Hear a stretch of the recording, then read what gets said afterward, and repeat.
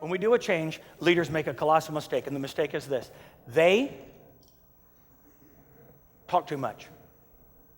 Leaders talk too much. They prepare PowerPoint slides. They sit down with folks and do town hall meetings, and they talk and they talk. Managers talk and they talk and they talk. But what we don't realize in change is that half of every group, half of every organization, half of every team is management deaf. They're management deaf. If you're on the negative side of responding to change, the more the manager tells you need it, the more reasons you think of why you don't. So the more a leader preaches change, preaches why we got to do this and we got to do that, the more resistance that builds. Some crabby people are just crabby, but they're helpful crabby. They point out stuff. They have big noses.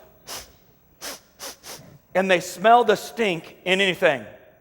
You know, sometimes you're walking around outside and you get a little dog on your shoe. And you think, what is that? Crabby people. The negative folks that are irrational and logical and analytical, they can smell it. You got some dog on your shoe. Really? Do I?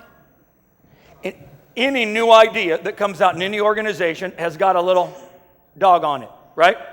How many of you have seen something that came down from the corporate office in your organization and you thought, that smells a lot like dog, huh? That smells a lot like dog.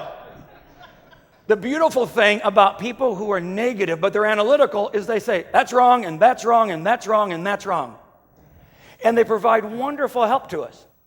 And then the positive toward change people will come up with a whole list of reasons why it will work. And we will go in circles for 6 months. You ever been there? Positive people. It's like old Saturday Night Live. Jane, you ignorant, right? They just come point and counterpoint. They come back and forth at each other. And we get stuck. Much more effective to let the people who are positive toward change talk to the folks in the middle, the folks on the fence. Every organization has people on the fence in change. That's where most people live. And the funny thing is the people on the fence will listen to the people who are change positive as long as you answer their questions. The positive people hear some negative comments. They say, I don't know how to answer that one. That's a good point.